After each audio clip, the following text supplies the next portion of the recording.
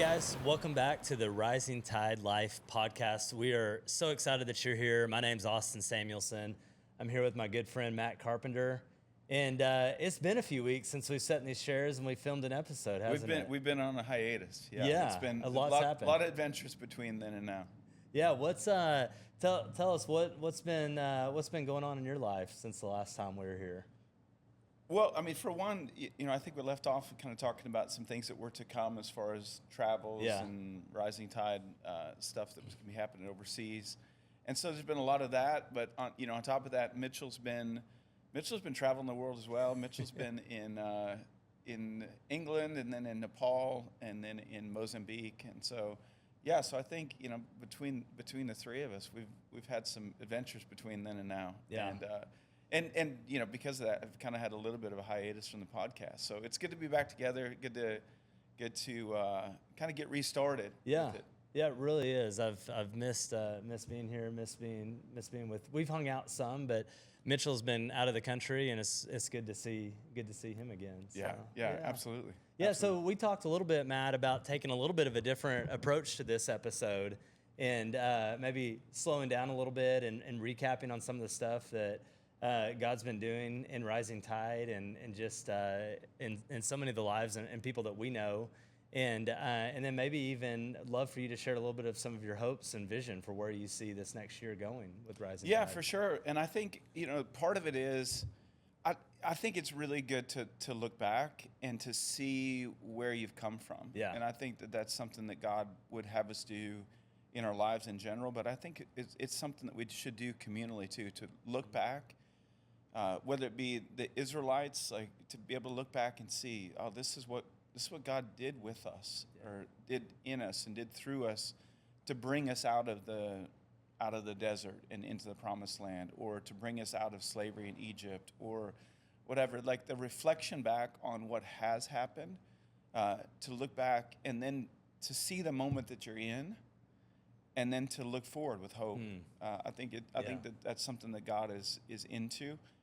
And I think we need to do that with our personal lives. I think we need to do that with our families, and so I think it's appropriate time for us to probably do that with the podcast, but even just a little bit broader with Rising Tide as a movement. Yeah. There's been so much over the summer as I've traveled and reflected that I've just found myself overwhelmed with everything that the Lord has done that is culminated in moments now. Yeah. But those moments also feel pregnant of new life that's also coming from them.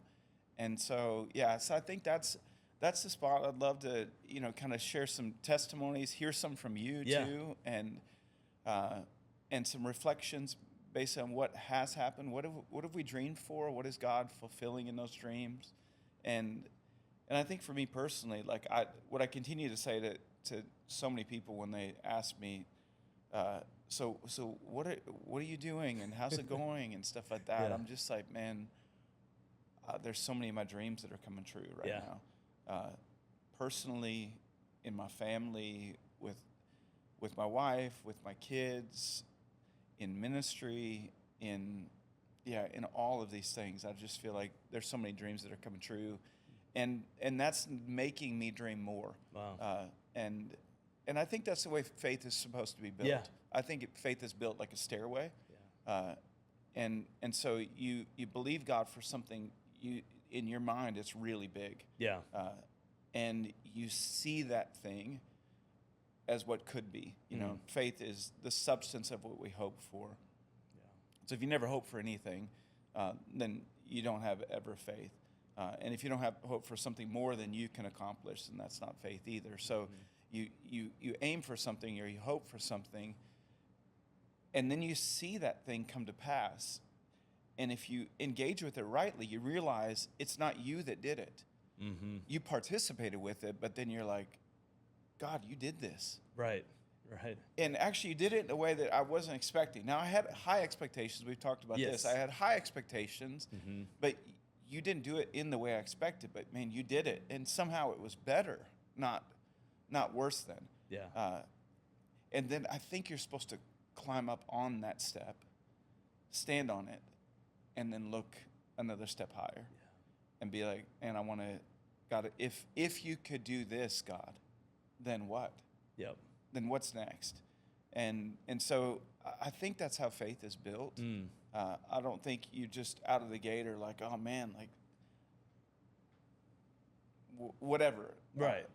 But we know that God does exceedingly more than anything we can ask or think or imagine. We've kind of talked about that too. So if we never ask, think, or imagine, then what will God do? What's probably limited by our asking, thinking, or imagining, or lack thereof. Yeah. So, so there. I think that's how faith is built. And so even with what God's doing right now, there's so much of that I want to remember. Yeah.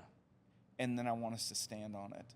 Yeah. And then look to what's next. So I think it'd be great. I love that. Great opportunity for a podcast. And I very specifically remember, gosh, it's been over 2 years ago now. One of the first times you and I, when we very first got together, and kind of in this context, outside of like just knowing each other in the community, and I asked, somehow we got on this conversation, like, what are you hopeful for? And you kind of laid out the 4 quadrants, and with family and church and school and activities, and just your concept was at that time and is still I want to transform culture. And you're like, and we're God's given me dreams for this, and He's given me dreams for this. And I just remember seeing this. I'm like, oh my gosh, these are incredibly big dreams. How in the world does this all come together? And I've always thought of myself as a dreamer, and always thought really big. And I was just so, honestly, I was impressed with the dreams that you had. And sitting here even just a little over 2 years later and seeing so many of those dreams already come there, you see them either they've come true, or you see the momentum behind them, and you see like, okay, it's building. And there's just so much excitement. And the thing about faith too, the other thing about it is watching you take these steps of faith and take those steps, right? Other people around you, their faith is strengthened. So my faith has been strengthened by getting to watch you take these steps. And now I'm at this place where I'm like, now I want to take these steps. I want to take steps like what Matt's taking. And so, I'm very encouraged by what you've seen. And I think that's what we would hope to do even in this episode today, is just share some of those things, because it builds our faith. It's not, hey, this is what Matt's done. This is what God is doing through Matt. This is what God is doing through Rising Tide. And those of us around get to see that and say, man, I want to take those steps. Well, and that too. That is even summed up in the name. It's the rising tide that lifts all boats. Yep. And what I believe is, if anything is actually a move of God, it's not about a person. And it's definitely can't be centered around a person. Yeah. If it's a move of God, it has to be centered around God, and therefore be about what God can do through every person. And so it has to be about the entrustment or the decentralization of authority and anointing versus the centralization of that. And so that's even part of, I think, what makes my heart so happy. Yeah. Both in my own home, like when I see my sons taking responsibility for their lives and leading in a relationship or in a friend group, or even just in maturity with how they're engaging with their jobs, it's like, man, all my dreams are coming true right now, because my boys are stepping into their identity, their anointing, and they're stepping into authority. Same thing true with people around me, whether it be you or other guys that I'm coaching, or in different businesses or whatever, that when it's like, when what God is doing is causing people to take more responsibility and believe Him for more, and then act more in line with what is eternal versus what is temporary, it's like, that is the kingdom of God coming on this earth. That is a rising tide that is lifting a lot of boats. And so there is so much of it. I know we just met together yesterday, and I said to you multiple times throughout the day that I just feel so overwhelmed, humbled, excited, nervous, like by all of it. It's like this kind of mix of all of these emotions that is, I do believe God for so much, and I see it happening, but I'm like simultaneously like reminded, Matt, you're not doing this, Right. and I'm like, God, like I know you're doing this, but I'm so thankful to be a part of it. Yeah. And I'm so thankful for the other people that you're bringing along to be a part of this. One of the things that we've talked about is finding people to be responsible with. Yeah. Not to be responsible to or to be Yeah. responsible for, but to find people to be responsible with. And that's something that's really marking what God is doing. Is there are more and more responsible people that are saying, I want my life to count for eternity, and I want to find other people to align myself with, not necessarily like that we have to be connected organizationally or that we have to have some kind of like agreement other than just a covenant of purpose that we're going to say, man, we're going to be in this together. Yeah. And we're going to fight for something that's common and something that's eternal. And man, it just feels like it feels so amazing to me. Excuse me. Yeah, that's just incredible. Well, so can you share some examples or some dreams that you've seen come true over the past year that just when you're saying, hey, I'm just so thankful for what God has done, what are some things that come to the top of your mind? Yeah, I mean, I can take. So I was in Africa for 3.5 weeks. Yeah. So I can take that as one experience, but also within that, I think there were multiple like microcosms that represented so much more of dreams coming true in my life. Okay.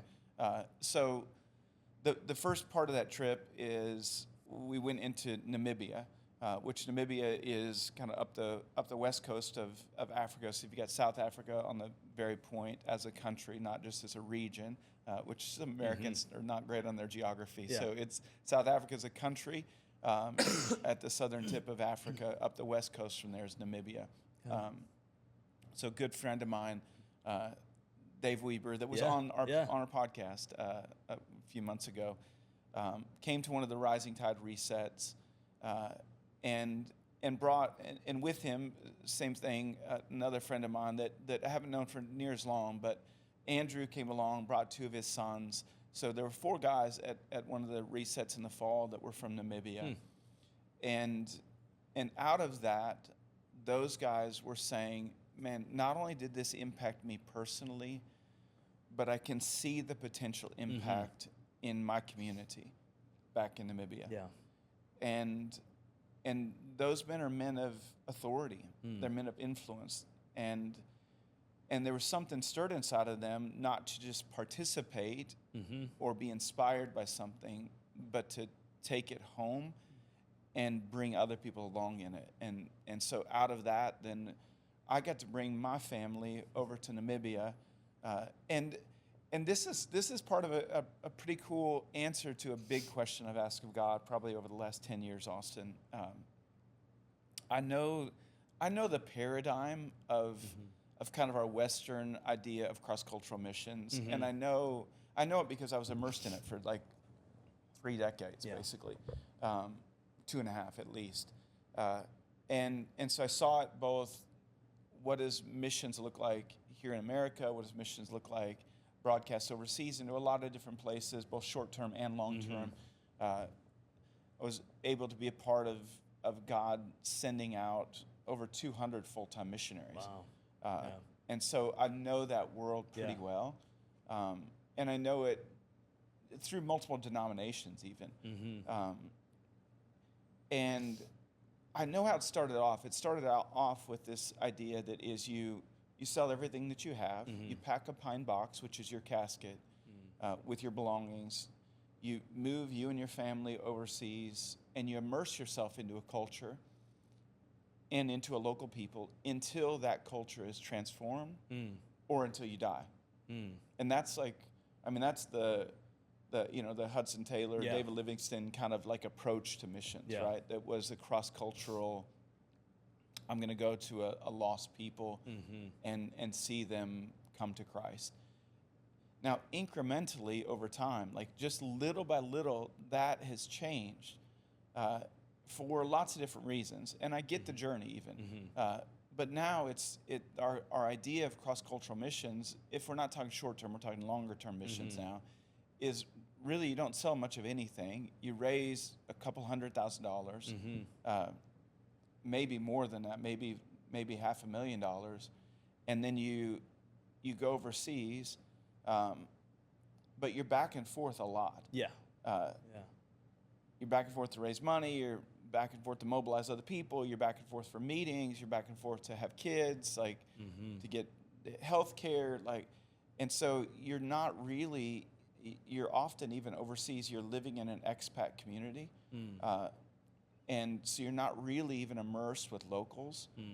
You're back and forth a lot, and then even if you do get some traction on the ground, a lot of times you're then pretty quickly asked to be in an oversight role over a team of other missionaries. Yeah. Okay, and again, I think that there's still great purpose in that, but I've just asked God, if we're going to engage with your mission, God, I do think it starts in the home, and this is like what we've talked about so much is like, if you don't think missionally first about your own life and your own family and your own spheres of influence, like, then you've tried to start something without starting.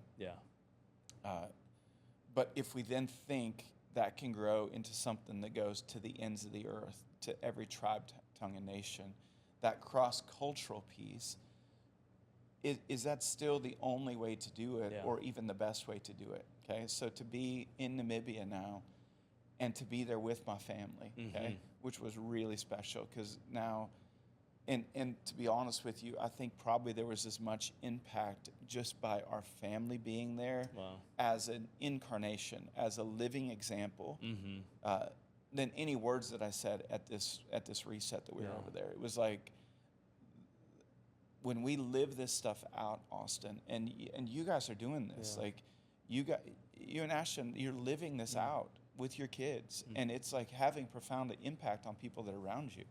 And so when we do that, what God does through it is way more than what we could just say out of our mouths, or the impact of what we say out of our mouths. So anyway, point being with the Namibia trip, it was me getting to be engaged cross-culturally, but it was Namibians that were gathering together, people that they love, that they care about, influential people of authority, and saying, we are going to take responsibility for our culture.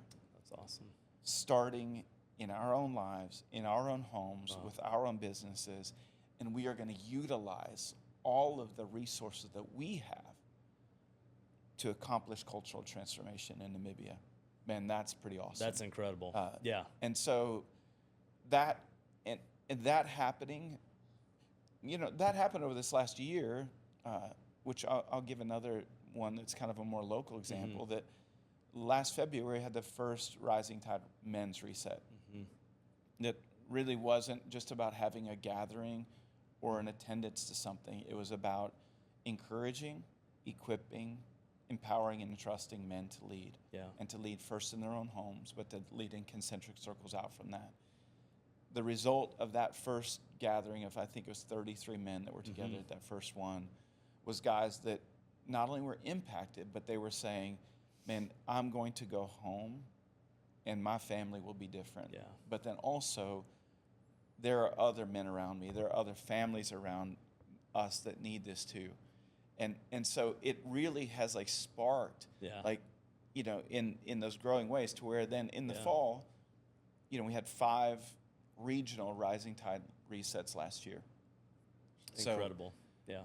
So it went from just being, kind of an Arkansas-centric one, even though we had it across the border. It was an Arkansas-centric one, guys coming from other places, but Arkansas-centric, to where then, there was one Texas, Mississippi, Florida, Pennsylvania, another one back kind of Arkansas-centric. And so to see then this kind of exponential multiplication factor, right, that was then guys coming to that, and then it kind of spreading out again. So, so there's so much of that if I take that and I look back, I'm just like, God, I had high hopes. Yeah.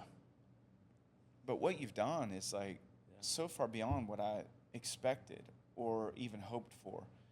And to see it now crossing over not just state lines, but over oceans. And just had a conversation 2 days ago, I guess, with a good friend of mine from South Africa that I've been working together with in his business, which is kind of another part of this story.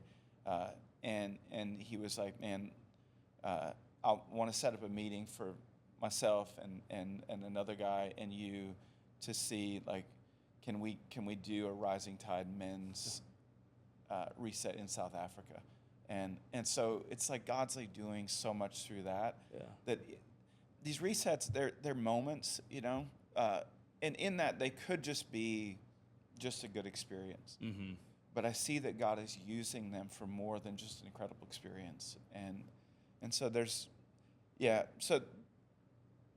so much of that I guess I'll just say is that's part of the dream coming true. Yeah. Is to see not just those things be awesome experiences, but to see that God is actually using those to reset culture inside of the heart of a man, and then to broadcast outward into their family, into their community. So that's I think that's a bit of it.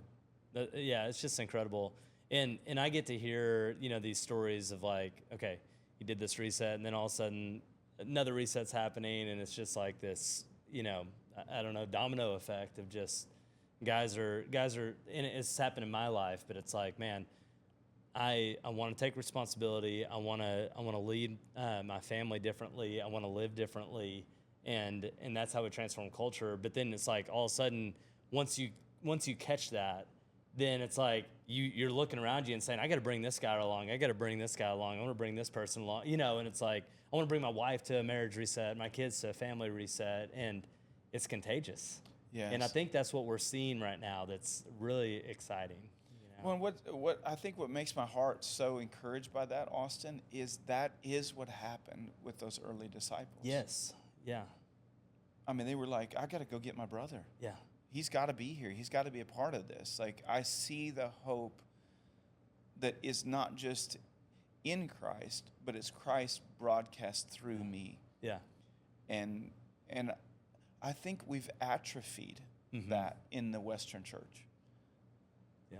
And we've traded that empowerment for attendance. And I think there's still good things that happen through that. Like, I'm not trying to say all of that is bad. Yeah. But, man, to see the hearts of men awakened in such a way that they're like, man, I need to go find other people, or I know other people. Yeah. I don't even have to go find them. I know them. Right. And I want to bring them along in this. And again, not to just attend a thing with them, but to be empowered to lead as well. Exactly. And that's the real excitement to me in this. Yeah. And that's absolutely where I'm at too. Yeah. And again, I think there's so much of that I'm getting to see in my own home with my boys too. And then to get to see that in friends and in people that I love. Yeah. And even people that I've walked through other seasons of life with in ministry, to be like at the spot where they are now in a greater place of authority, whether it be in their home or otherwise, and to get to walk alongside of them as we serve God, His kingdom, His purposes together. And I do believe that God is transforming culture. Yeah. And I think it's just begun. I think it's just begun. Yeah. I don't think it's just about we're hosting some events. Yeah. If that's what it's about, no point in continuing to do it. But it really is. It's multiplying in that way. So I think there's a move of God at work right now in and among His people, and it's cool whenever you see. Yes.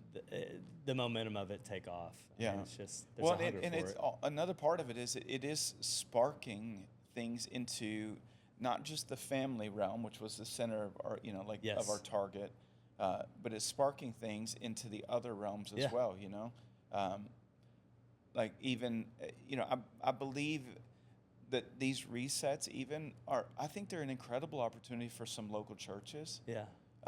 To just say, you know what, like we've done some men's things before, or we've done some different stuff like that, but like I just was back and I got to speak in my home church that once I committed my life to Christ, got involved in a church in Kearney, Nebraska, which was my hometown. That was an amazing church. It was called New Life, and it was part of a new life for me. Yeah. And incredible people. So I got to just last month I was there and got to speak there, and there was so much of it that as I looked around there, and incredible pastor there, Jeff, that has such a vision for reaching, not just reaching the community, but seeing community transformed. And I just think that there's incredible potential for resets to happen, rising tide resets to happen, in a way that will like catalyze what's happening in a local church. Yeah. And that will push it forward. I mean, that was part of that from the very beginning. That was part of the vision. Is what could we commit ourselves to that would take every church in America and just lift it? Yeah. And I think there's incredible potential there. And so, God willing, even over this next year, if we're looking forward, that's something I think that God wants to do more of. Yeah. Instead of just being a gathering of men that's like kind of a bunch of different churches that are represented there, which has been really awesome. Okay, I think there's a chance for men that are already in it together to be like, you know what, like there's something that we can do that will really fast forward what God is already doing locally through a local church. So I think there's incredible potential in that. And then also it's sparking things in the business world too. Yeah. God continues to open up more and more doors there. And so the second part of the trip, we went into Zambia, and maybe I'll talk about that as well. But the last part of it, my family actually came home, and then I was in George, South Africa, which is like, it's a beautiful, beautiful place with some amazing people. There were 60 executives gathered together from South Africa, Australia, and New Zealand that were all part of a larger parent company. It's really 15 companies, I think, is what it is that are represented there. So you basically have kind of 15 CEOs, let's call it, and then maybe another 45 C-suite executives that were gathered together. And I was given the privilege to be kind of the keynote speaker at this business conference there. And talking about cultural transformation. Yeah. And what does cultural transformation look like with executives that have authority, and they do have first authority in their own homes. Yeah. And I do think whether you're talking in a business or in a church, if you neglect the transformation of the individual heart, if we don't change heart culture, we can't see external culture change. Yeah. If it doesn't change internally, you'll really always struggle to broadcast a cultural change outward. But then also, let's not ever skip over our families. Even if you're leading a business, don't skip over your family and invest deeply into the culture of your business. Otherwise, you'll end up having a hollow shell of a life. And so getting to talk, and then got to lead 2 8-hour workshops with this group of incredible, brilliant, attentive, engaged, and just incredible group of people. And got to spend a week with them there, and really in that, there is cultural transformation that God is doing through that. Yeah. And man, it was such a special time together. I mean, to the point where by the end of it, and remember, this is a business conference now, okay?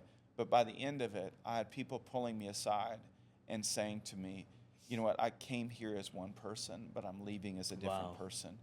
And I did not expect that. Yeah. Like, I thought I was coming to a business conference, Yeah. but I'm transformed. And I know that my family will be different. I know that my community will be, I know that my team will be different. And Praise so, God. again, that's Yeah. just another one of those things. If we're talking about the circle and then Yeah. the quadrants, we're starting to see incredible Yeah. impact that's like broadcasting pushing out. Yeah. Yeah. And so, man, we stayed in this beautiful, beautiful boutique hotel in George, South Africa. Okay, like it's probably one of my favorite hotels in the world.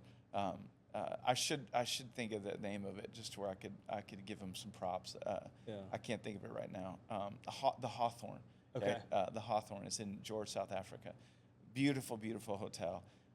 So I'm an aesthetic anyway, so like that stuff matters to me. So this place is really beautiful and just really well done. And so I'm getting up early in the morning before breakfast. I'm spending some time with the Lord, drinking a cup of coffee, and I'm just surrounded by a beautiful place. I'm surrounded by beautiful people, that beautiful in their hearts, beautiful in their minds, and I'm just overwhelmed, Austin. Like I just find myself weeping.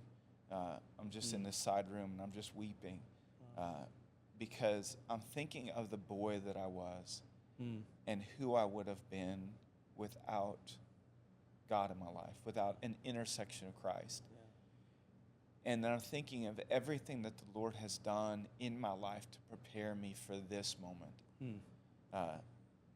And then I'm thinking about what I'm getting to do, who I'm getting to do it with, and then what God is accomplishing through it. And that thing that we've talked about, that is when you have purpose in your life, and that's married together really tightly with peace in your life, like when those things elevate together, there's this band of joy that is connected, and it's just like overwhelming.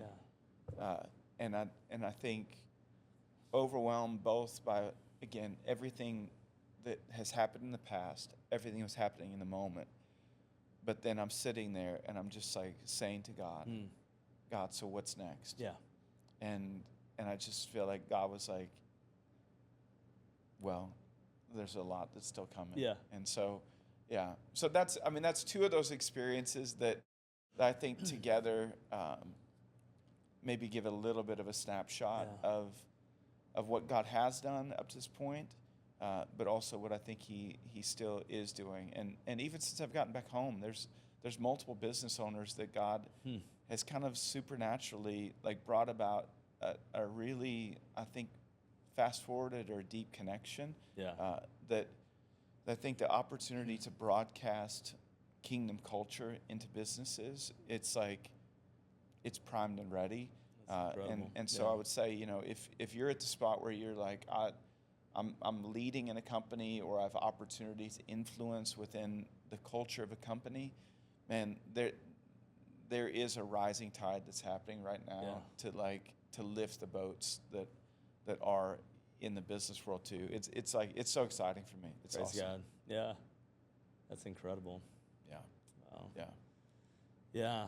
Well, I think for me, the thing that I've just been so excited about and getting to see is there's a couple stories specifically, but one, so we had two couples come up to Arkansas this summer, and then they brought a third couple. So, oh, it was so much fun. So, and you have a long relationship with Drew and Allegra. And then Zach and Lindsay, and then they brought Marcus and Kaylee up, and they brought their kids and everything else. And what was cool, we just had a phenomenal time getting to spend a few days with them. But it turned into this kind of, we were really prayerful and hopeful that God was going to do something special in it. But it turned into this little family reset. It was a family reset. It was awesome. Absolutely amazing. But it all started, Matt, and I know you've had a long relationship with Drew back from his time of playing baseball here, and Allegra was on staff, with you, and so you've known them. But I think I think they went to a men's reset, and then we met them at the marriage reset that we did back in April and or March, and I think the thing that where I just feel like God is doing something among His people, because there's this desire, there's this, I think we see what the problem is, as we are trying to, as both men and women, as we're trying to lead our families and trying to do this thing and try to live differently and live for Christ, live intentionally, it's so opposed right now, right? And it feels like culture and everything is just pushing in on us.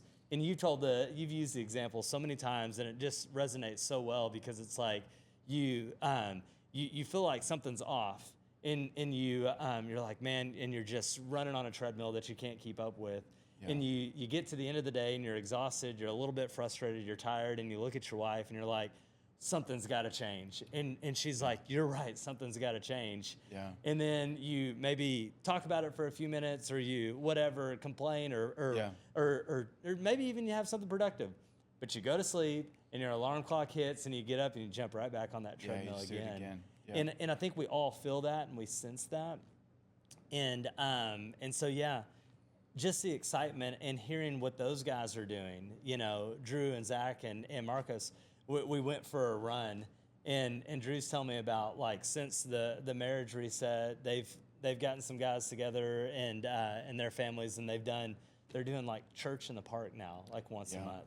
Yeah. And it's like, wait, what y'all are doing? And he's telling me about this, and people that are coming and participating in this worship service and hearing the gospel and hearing that, hey, life doesn't have to be the way that what culture is telling us it has to be. Yes.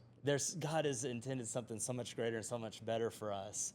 And he's telling stories about folks that are coming that, they would never walk into a church, but they're coming and their lives are being changed. And even Kaylee, we got to meet her, and she was talking about how she's, in a job that, it's like, hey, this is where God's has her right now, but it's not, it's more of a job, right? Yes. But she's going and she's doing it faithfully, but she's doing it in a way that's obedient, that those that are, working with her want to come to this. Yes. And their lives are being changed.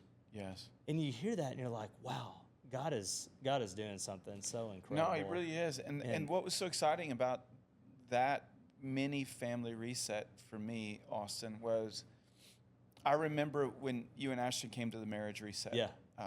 And you, on the way down there, were really wrestling with some directional things. Yes.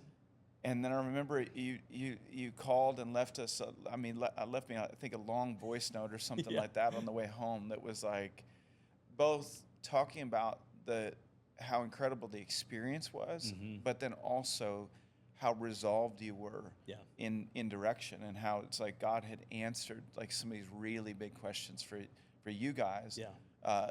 That was, and so we talked about it, and you guys both expressed hope of, man, we really care about marriages. Yeah. We care about ours, but if God could ever use us, and if he could use us in some younger marriages, and then what did God do? He opened the door. He opened the door. And to see you guys leading, and leading so incredibly and so beautifully, and leading with your family, with your kids along. Yeah.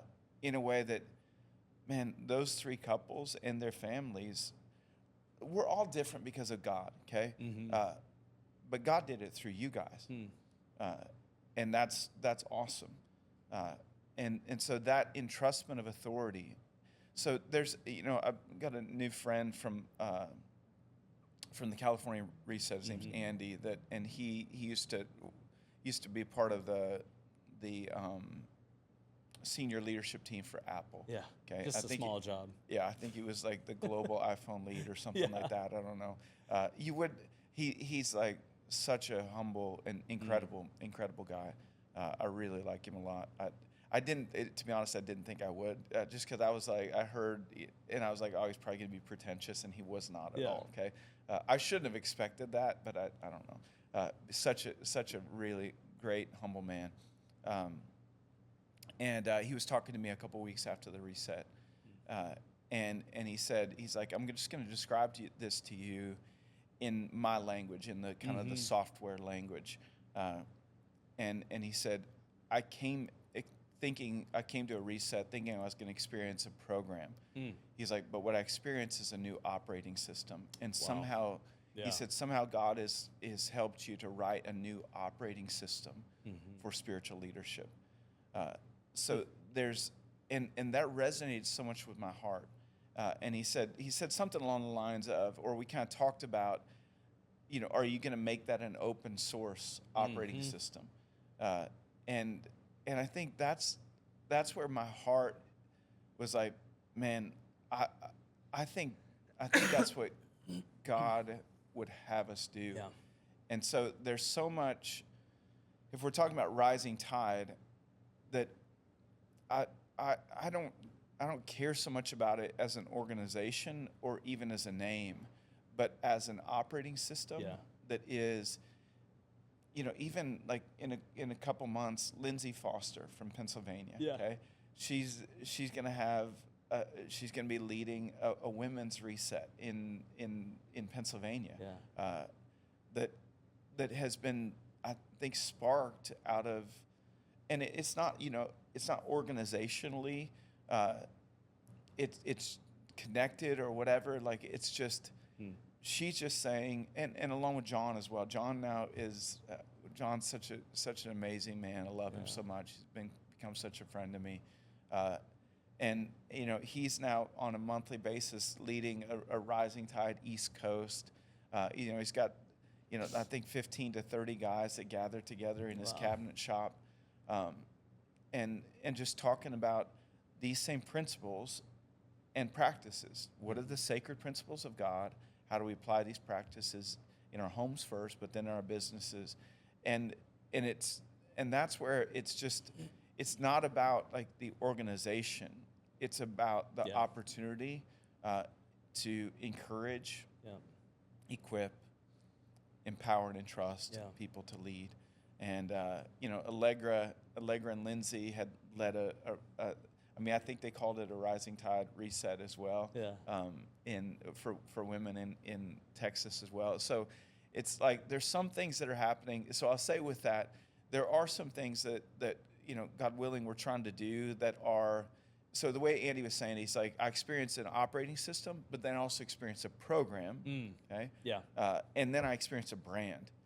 And he's like, I don't mean branding like like the logo and stuff like that. He's like, there is something though that I experience, and Apple is a brand. I mean, they there's an identity that's there, and he's like, I experienced that. He's like, there was some kind of identity that he's like, all of us men that came to this reset. He's like, we came in not really knowing the name really, but left believing we are a part of Rising Tide. Like we're. And so there's three things there that I think I've hoped for all three of those. Okay, that is, I think there's programs that we can do. That are Rising Tide men's resets. Where we're God willing, still at the end of the month we'll have 12 families together out in Colorado for our second family reset, which will be awesome. So that's a program. Written on that same operating system, the marriage reset. So there's other programs that I think God will have us do and write or whatever that, but man, it's something that I hope so many people will see the opportunity with an open source operating system to be like, man, I'm gonna lead in this. I'm gonna lead. And I'm going to take the people that I know, and I'm going to contextualize these truths. Because if they are kingdom truths, they are contextualized. They're not curriculumed. Okay. And so it's not Rising Tide's not about a curriculum. It's about a community. And it's about a community that is encouraged, equipped, empowered, and entrusted to lead. And to lead in their spaces of authority. And I think that's where we will see God's kingdom come. Is not about like what programs I try to still lead or that you engage with, or even about a podcast that we can do. What we're hopeful for is that there's a broadcast that will happen. And I think that's where I'm so excited to see, because that is what's happening. So and and there is still a brand. There's an identity, and so I think that maybe if we could shift in, you and I talked yesterday, and at the last men's reset that you were at, I think God gave you very specifically an identity of architect. That He was speaking over you. I've given you the mind, the heart, the skills of an architect.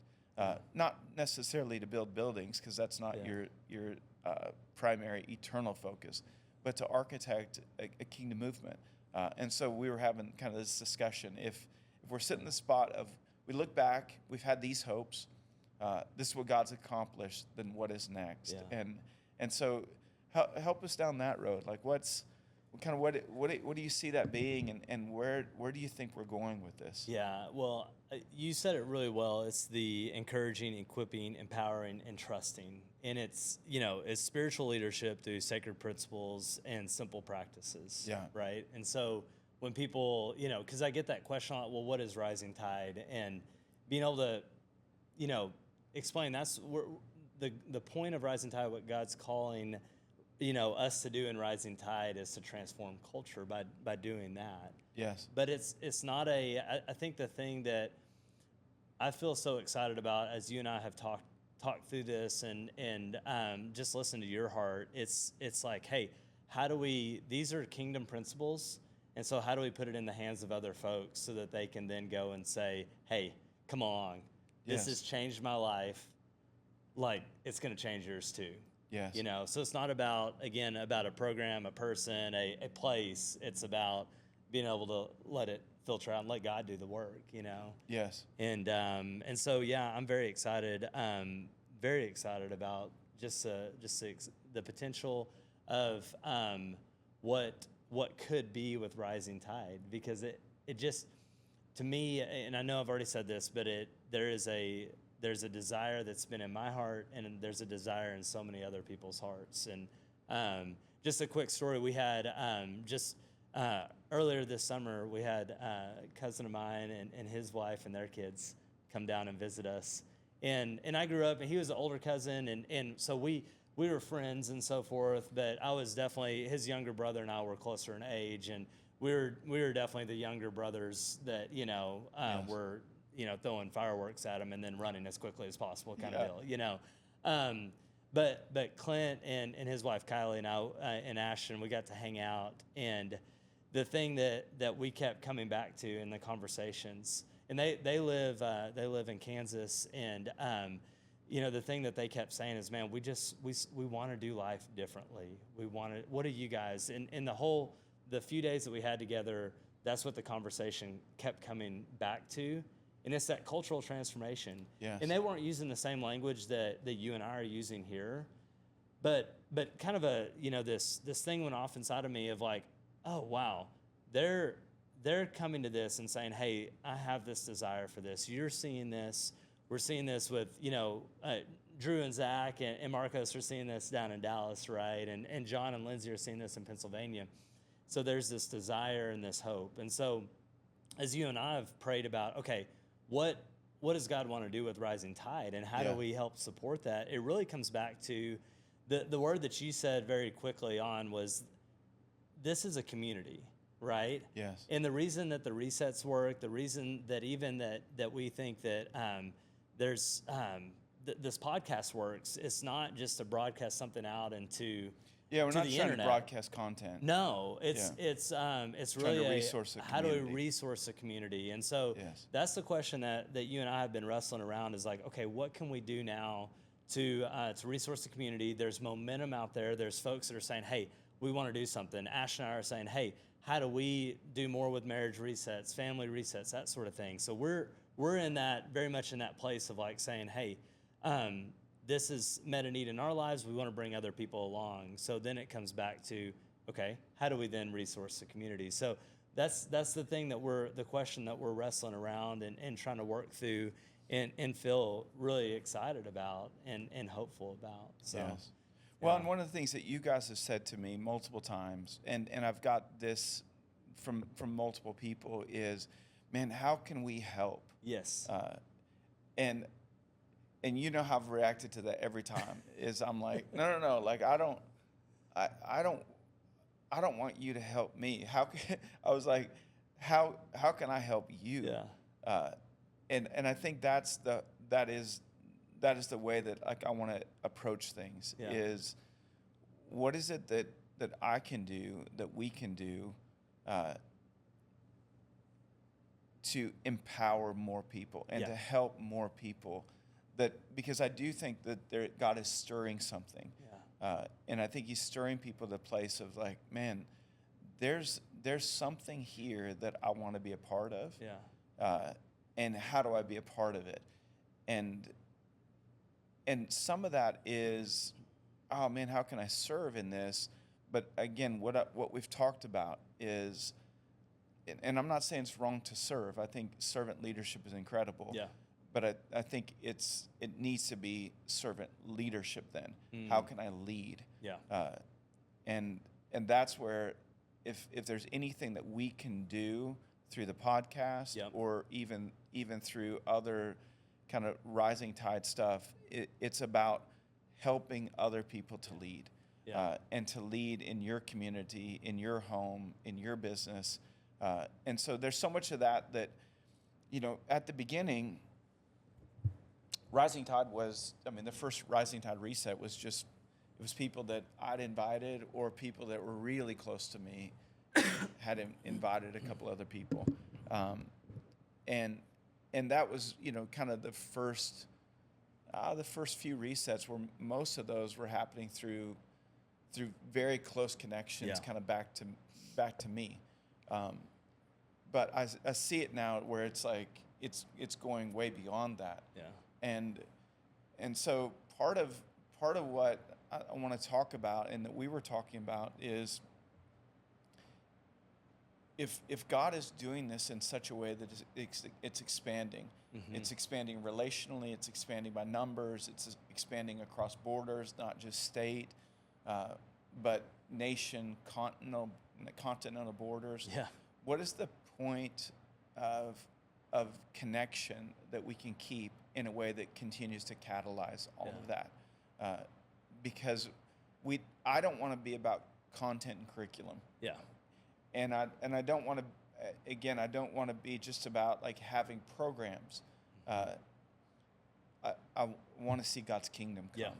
And so we've kind of talked about that, and want to use the podcast as a part of that. And so one of the things that we've talked about is, right now we're trying to release a podcast every 2 weeks. Now we've missed that a couple different times due to scheduling or travel and stuff like that. So, but we're trying to hit that, and with that, I think the podcast is functioning fairly well in that setting, but also there's part of it that I think we want to make it a little bit more accessible, especially to people that have kind of been connected in the community through a reset or even through a personal invitation. So like maybe somebody comes to reset and they're like, man, this really changed me, and there's a principle here that I probably couldn't just regurgitate it exactly, but man, let me share this podcast with you, and then we can talk about this again. And so we want to do more to kind of to create some more accessibility to more people through that. But then also, we've kind of talked about approaching a different format, maybe with the alternating weeks, to where maybe we do an every other week podcast that is, still continually similar to this, and even actually let's lay this out right now. So for the next, I think 5 of these podcasts, I think there's some pretty good direction that we have for. I think we're going to call the 5 P's of pursuit.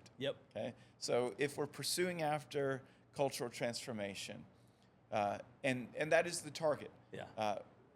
We are saying, God, we believe that you don't just want us to attend church or live and exist in a community. We believe that you have placed us on this earth as agents of change and cultural change, and that what you are waiting for, God, is for us to partner with you in that cultural transformation. Starts in our home and broadcasts out into all other 4 of these quadrants. So that's what we're about. And we believe that we can accomplish that. Yeah. God's Yep. gave us that mission. We believe that we can accomplish it, not by ourselves, but in community and with God's help. Yep. Okay? And so if that's true, and we believe that it is, we are going to pursue after that. Yeah. So what are the 5 P's of pursuit? Okay? And that probably all ends up sounding a little bit too, like too canned or whatever. But I think it's each one of those P's has its own parable that's with it. Yeah. Okay? And so we're going to, over the next five podcasts, we're going to hit the patch, the perspective. Yep. Then we're going to hit the pledge, the pulse, and the pipe. Yep. Okay? And that really is the journey from internal mind transformation to external societal transformation. Okay? Yeah. It's that pathway. And it's the one that is, I believe, illuminated not just by the words, but by the life of Christ and his apostles that followed him. Okay? That there was this repentance, this metanoia, this changing of a mind that initiated everything. Yeah. And so that changing of a mind initiated a changing of perspective, okay? That made them look at everything differently, then made them act differently, okay? And they pledged, they covenanted together with each other to have different action, not just different perspective, but different action. Then that action gave blood flow, a pulse to the church. Yeah. And it made it come alive into a body of believers. And then that body of believers then acted in a generosity that had a flow to it, like refreshing water flowing through a pipe that could water and grow gardens everywhere. So this progression that goes from the patch to the perspective, the pledge, the pulse, and the pipe, I think is an incredible journey of pursuit. Okay, that if we're going to pursue after God and pursue after cultural transformation with Him, I think these 5 P's would help us. And I think there's something that are also practical, which is there's another P. I think I've told you before. One of my favorite books, my favorite authors is A.W. Tozer and The Pursuit of God. Yeah. And it's this. The name is this paradox that is, do we pursue after God or does God pursue after us? And the truth is, we would never be able to pursue after him if he didn't pursue after us. But as he pursues after us, we are meant to pursue after him. Yeah. And so it's this beautiful paradox of the pursuit of God. And so even with that, it's a little bit of an homage to A.W. Tozer. The 5 P's of the pursuit of God. That is, God is pursuing us. We ought to pursue him. And in that, we can accomplish cultural transformation. So with the podcast, that's a little bit of like so those 5, is that 5? Yeah, those 5 podcasts will carry us kind of, if those are every other week, those will carry us kind of through the next few months here. Yeah. As far as the direction for that. But then also on the alternating weeks, if we can arrange it and if we can figure this out with Mitchell a little bit, you also had another idea. So yeah. So one of the things that you do such a good job, Matt, of you have these parables or analogies that are very relevant. They're very timely. Even the pipe analogy, right? And I've heard you give the analogy several times, and there's times where, I'm in a conversation, I'm like, I want to share this, or maybe I'm going to have a conversation with someone and I want to share it, and I'm like, no, wait a minute, and I've got to think about it, and I get about 75% there, Yeah. But the question is, okay, would that be beneficial to others to be able to have these things kind of packaged up in a shorter content form that they could be referenced and so forth. So that's one of the hopes, is that we could maybe hit on some of these parables and analogies. You do such a good job. God's given you a gift to be able to make things very applicable and memorable, and which allows us to be able to transform our minds whenever we think about it and put it in that way. So that's one of the hopes. And I think even with that, one of the desires for me in this is how do we take the content and really make it accessible, kind of that open source model, and create kind of a resource, library where this can live and it's accessible to our community here. And I certainly will be a user of it, but I think there will be many others that will be like, hey, how can I use this? Whether it's just in a conversation or maybe even down the road, just some things around like, okay, so I want to host a reset.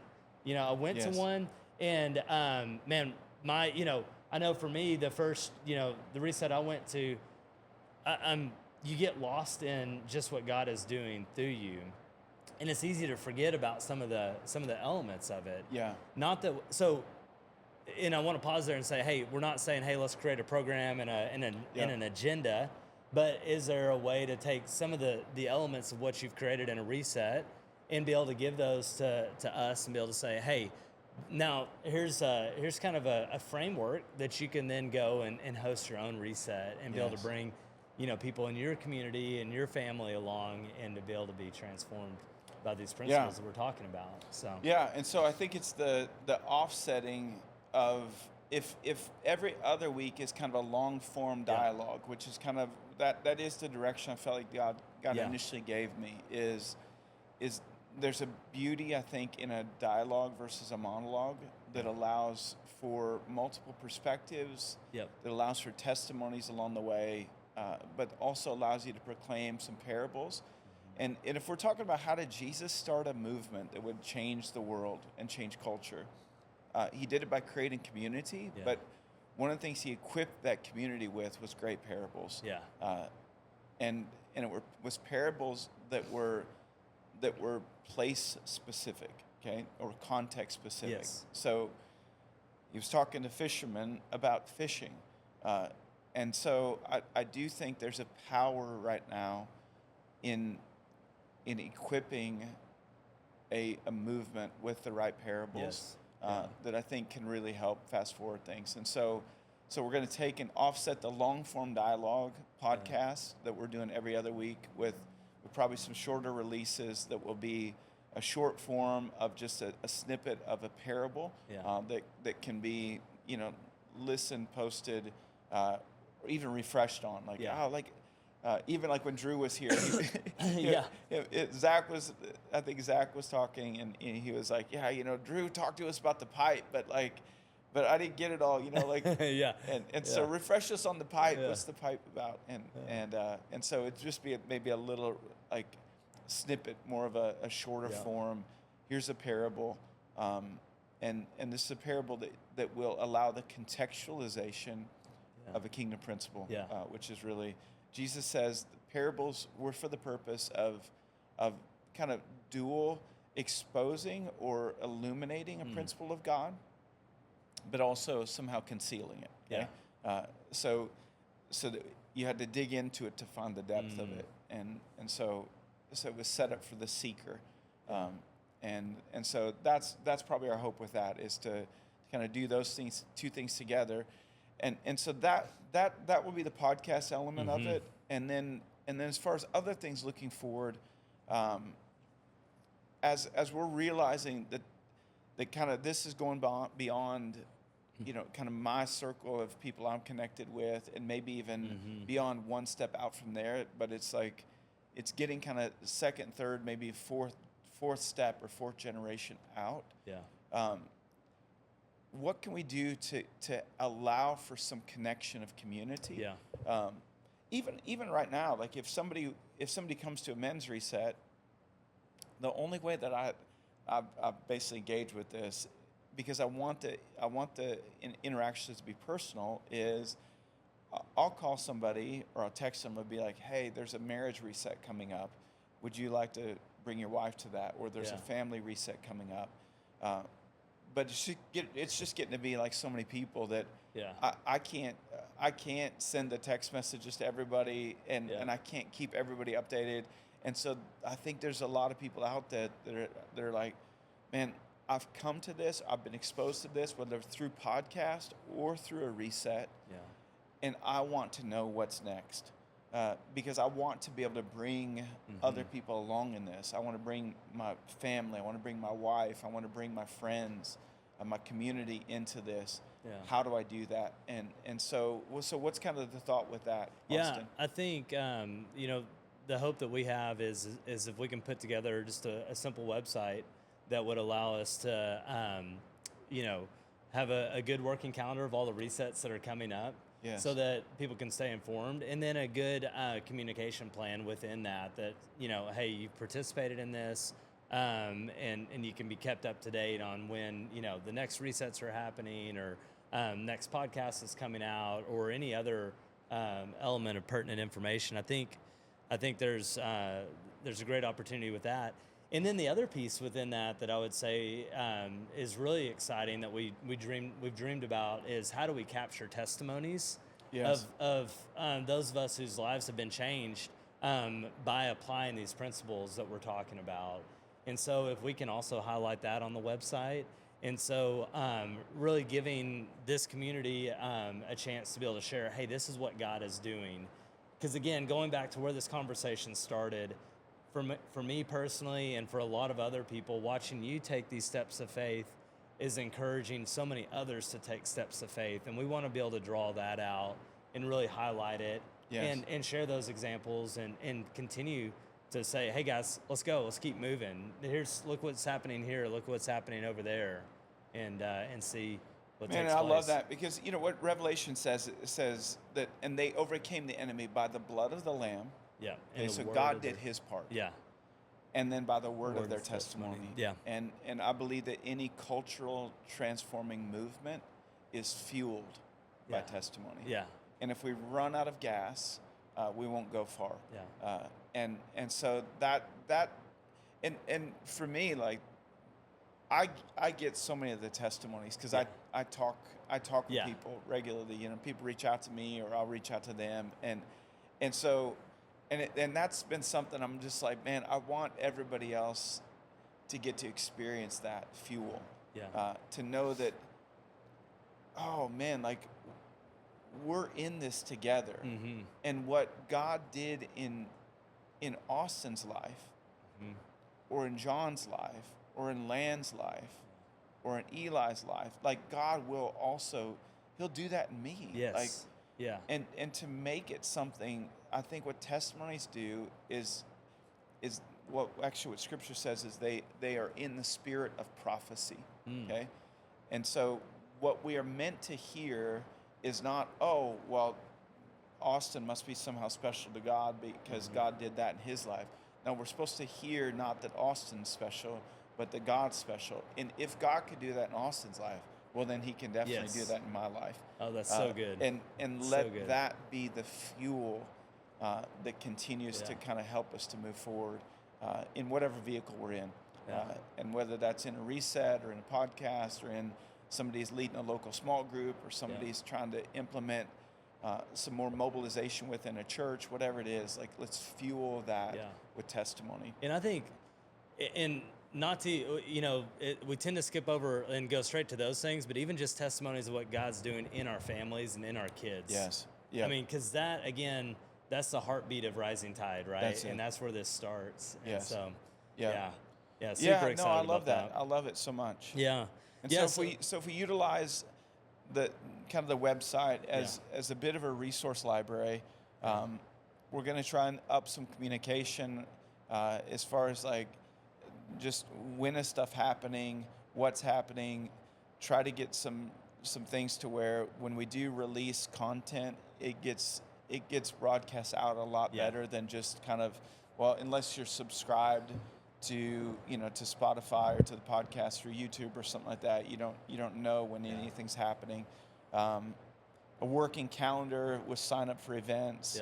But really the hope in all of it is to keep connection of community. So that we really can be encouraged to keep on moving forward. Yeah, and probably the most exciting part is a place to sell hats.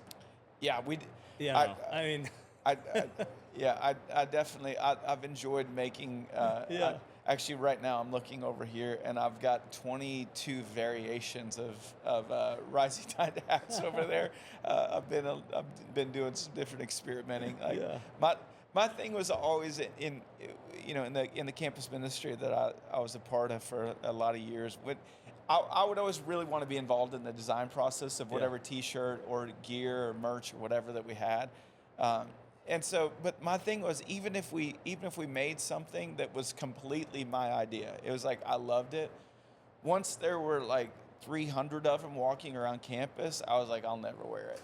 Yeah. And so, so we do have some Rising Tide merch as There you well, and whether that be kind of stuff to wear, hats, sweatshirts, whatever.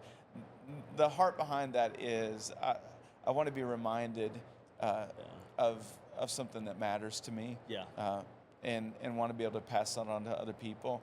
But also, like we've got marriage journals and personal journals that really those are so much more of a tool to use in our own lives or in our marriages to keep on accomplishing cultural transformation. So I'm getting kind of more and more requests from people. They're like, hey, can you send out 3 or 4 journals?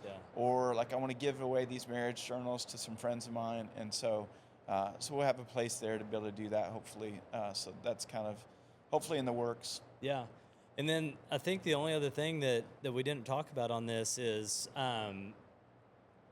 well, there's two more things. One would be a place where we could engage this community through giving and resource. Yes. Right. And so I'm sure you have some thoughts on that. But before we even get into that, the one thing that I would say, this is, so Rising Tide, the whole goal here is we want to transform culture, right?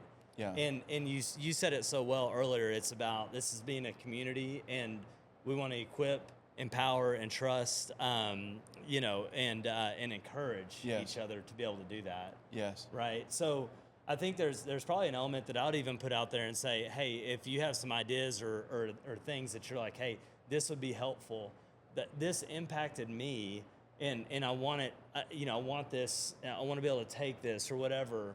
We'd love to hear from you, right? I mean, would you agree with that? And yeah, absolutely, and so, absolutely. And it is something that God is doing that. God is inspiring people, and so if whatever we're doing is limited to what comes to my mind or to your mind, then it's not God's move. Yeah. It's God continues. If we allow God to awaken our imagination, our creativity, then God will give us all ideas, and we can bring those together and accomplish way more together. Yeah. And then certainly on the resource side of it, I believe that God wants people to invest into stuff that matters for eternity and into mission that matters for eternity. And really, even up to this point, the only way that I've been able to do this is by people that are acting in generosity and investment to say, and this is a mission that matters, and that I believe is accomplishing eternal purposes. And so we haven't used the podcast as a place to kind of, I guess, give opportunity for that. Yeah. But I do want to do that. I want to let people know this does take resource to do this, and it's something that that Mitchell's invested his time, really volunteer for the most part, to be able to produce this. You volunteered your time to be here, and even really the way that I'm able to do this is just because people have said we want to invest monthly into this, so that you can be invested into God's kingdom in this way, and so there's lots of different ways to invest. And so if right now what we're trying to do, even for the fall, is we've got multiple resets, men's resets that are happening throughout the fall. One in Texas, first one's in California, then Texas, then it'll be a Gulf Coast one, and then Pennsylvania, and then back in Branson, Missouri, which will be kind of the local one. And so I think that's 5 men's resets, and then a marriage one that's coming at the end of the fall.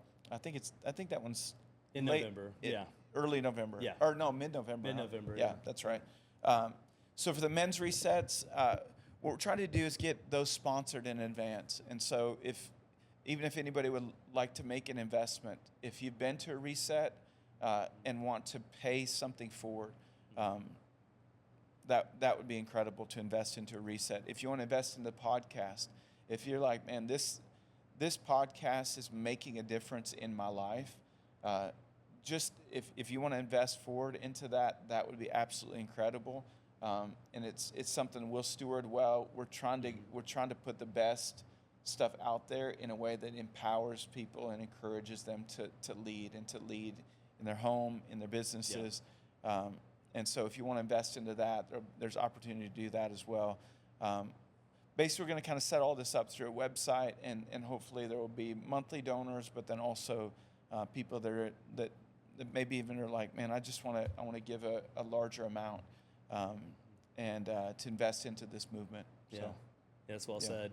I think that's the exciting thing about this is God is doing so much, and He's given some vision and some more hope for where we believe He's taking Rising Tide.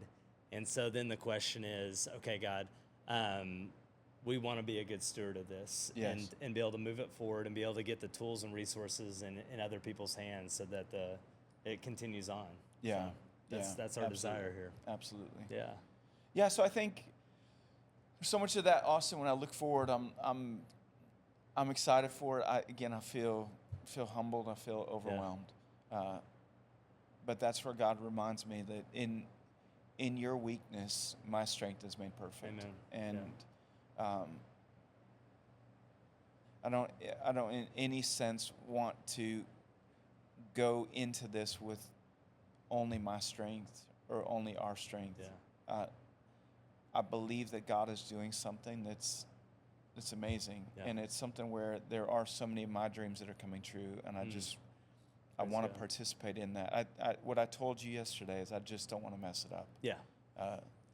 I just feel like it's so precious, it's so beautiful. I don't want to screw it up, and I could, because I'm flawed. I'm faulty. I make mistakes, mistakes in leadership, mistakes in life. But I believe that God can keep it. So He definitely can. He definitely can. Well, we're excited, and thank you for being obedient in the vision and the hopes that God gave you. Yeah. It would have been easy to shrink back. And the last thing I'll say with this is I've seen this so many times. You've shared a story, not divulging anybody's personal information, but just I had this conversation, and God is doing so much here. And I can see it in your face. I can hear it in your voice. I can even see you kind of tear up a little bit. And you have such a passion and such a desire to see lives changed. And you see what it can be. And so I just want to thank you for taking that step of obedience, stepping out in courage, and then continuing to pursue that through humility and faith. Yeah. And so thank you for bringing us along on that. Yeah, no, I'm so grateful. Yeah. So grateful. Okay. Well, thank you guys for joining us. This has been a great episode. And next episode, we're going to jump back into the 5 P's of pursuit. 5 P's of pursuit. 5 P's of pursuit. Say that really fast 5 times, right? That's it. So we love you guys. We're so thankful that you're on this journey with us, and we're just praying for you and just praying that God continues to use all of us to transform culture.